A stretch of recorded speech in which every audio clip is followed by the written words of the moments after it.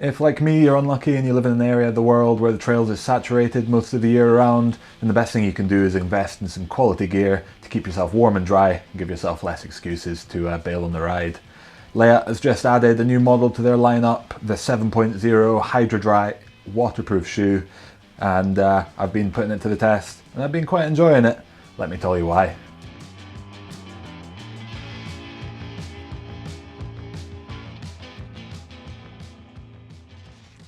Yes, in front of me is Leatt's new 7.0 HydraDri shoe.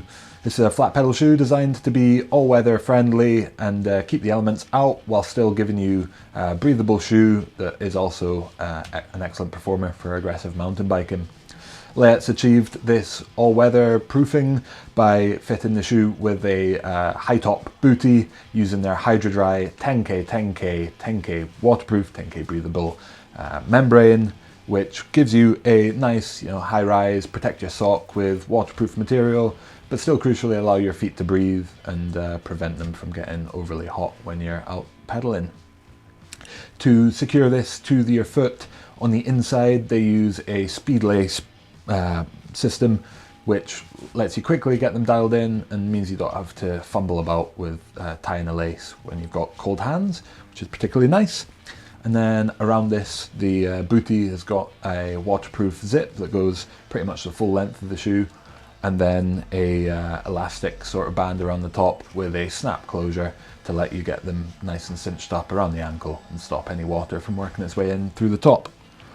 Around the outside of the shoe, there are strategically placed TPU kind of protective bumpers, which help to fend off the typical abrasions that you get when you're mountain biking aggressively, whether it be from scraping along the outside of ruts, or rubbing on the crank, or even catching your toes on rocks and roots on the trail. It should all protect not only the shoe, but also your foot a little bit better too, which should keep the shoe lasting a little bit longer and keep your foot a little bit safer on the inside. On the sole, and what will no doubt be the most important thing for the most aggressive riders, they've got their Ride Grip Pro rubber compound. This is their softest, kind of stickiest rubber yet, and should offer pretty nice grip for aggressive mountain biking with a good flat pedal. And they've used a new Waffle Grip Pro sole pattern on this too, which has deeper recesses for pedal pins and strategically placed channels to help to clear mud and also to provide increased purchase when you're walking on muddy terrain off the bike. On the inside of the sole, between the rubber and your foot, is an anti-compression EVA midsole, which should help to take a little bit of the sting out of the trail without compressing and letting your, reducing the amount of feedback that you get through the pedal. It lets you know what's happening on the pedal below. And then you've got an active carbon insole to give you antimicrobial, antibacterial, basically anti-odor properties, and also to help them dry a bit quicker too. So if they do manage to get wet on the inside, or if you've got particularly sweaty feet, then they shouldn't remain wet for too long if you take them inside and give them a little bit of heat. The 7.0 HydraDri shoe certainly has all the premium features, but it does pack a fairly premium price for the privileges of it at $189.99 or about 210 euros.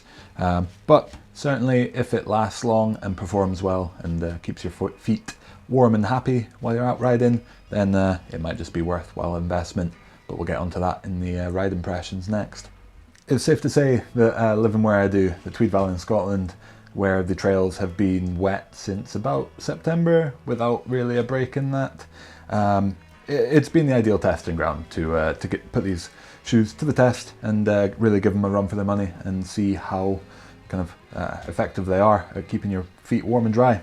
To start with, until you figure out the kind of easiest way to use the speed lace system and then the best technique to do up the bootie, the waterproof zip, and then the clip, initially I was like, oh, this is a little bit fiddly, but it took me about 2 or 3 times of doing it when I then, and by then I'd figured out that it's really not that bad at all, and if anything you get into it quicker than you would do if it was laced up.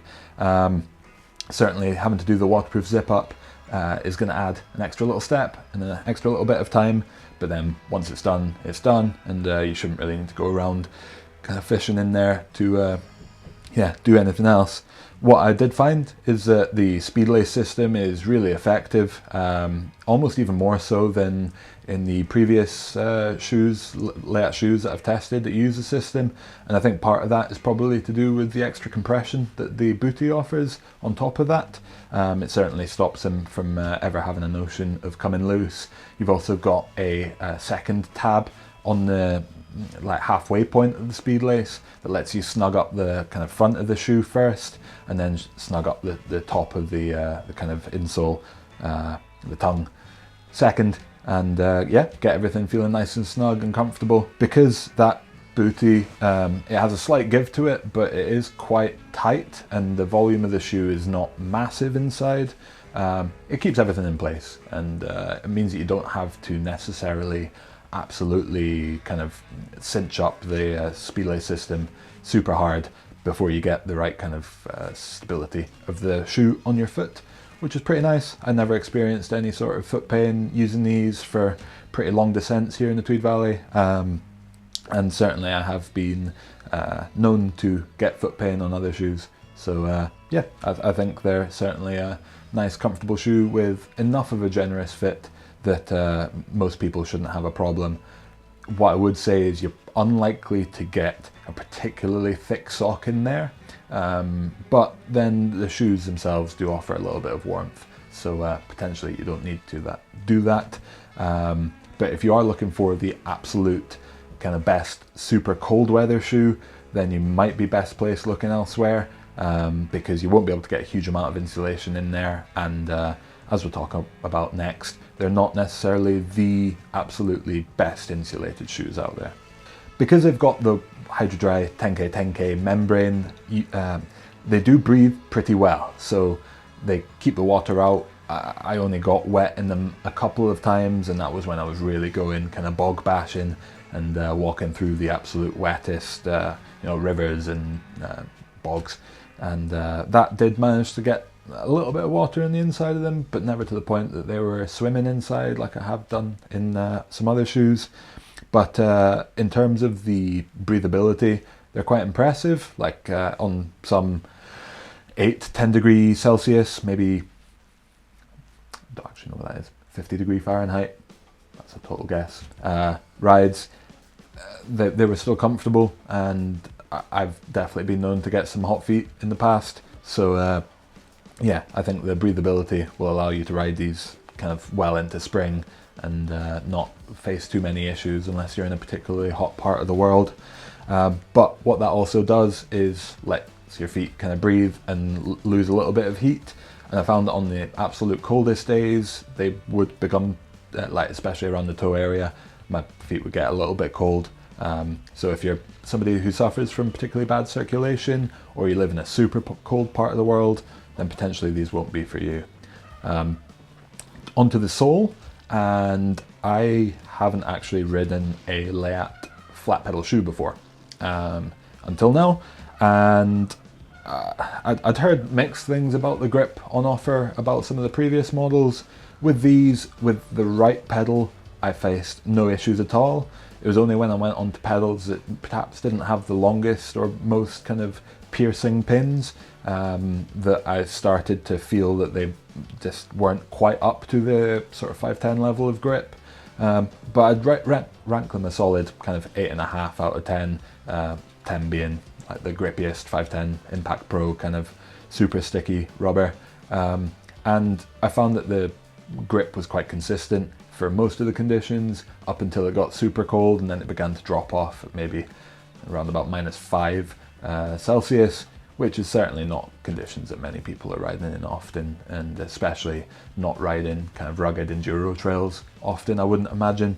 So I certainly think the Leatt sole is not something to be concerned about, as long as you're mindful of the pedals that you're using with them, and make sure that there's plenty of kind of pin length that lets it get deep into the waffle and really lock in.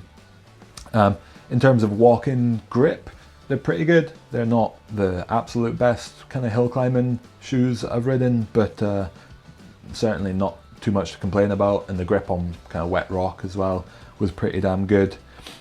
They do have, I failed to mention it earlier, but they've got a sort of dual flex kind of concept built into the sole, so they're a little bit stiffer in the pedal area to reduce foot fatigue on the long descents, but slightly flexier towards the toe and the heel to let them conform a little bit more when you're walking and feel a little bit more natural. And they do really feel quite natural, sort of, yeah, like I guess hiking trainer almost on your feet when you're walking in them. So for people who are particularly adventurous, maybe going on a lot of hike bike missions, yeah, certainly I feel like these are going to do a pretty good job for you as well. In terms of durability, I mean, perhaps you can see there, maybe not. The sole has been holding up really good, and I've ridden a lot of aggressive mountain biking with some pretty fierce pedals, and yeah, certainly the durability doesn't seem to be a concern. And the rest of the shoe's been brushing off the abuse pretty well too. There's no kind of stitching or adhesion that's been lost at all, and yeah, the waterproof zip's been really good.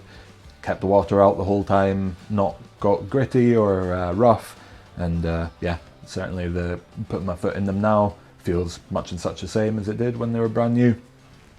Yeah, the Leatt 7.0 HydraDri waterproof mountain bike shoe, I certainly think is a quality product, and for me it's been a pretty big game changer for when I'm using the flat pedals to keep my feet warm and dry this winter, and I think that many people would agree and be pretty stoked on them. I hope you guys have enjoyed this video. Give us a like, leave us a comment if you want to know anything further that I've maybe missed, or your kind of thoughts on these new shoes, and subscribe to the channel to see more awesome content and awesome products like this. Thank you very much for tuning in, guys. Hope to catch you out on the trails.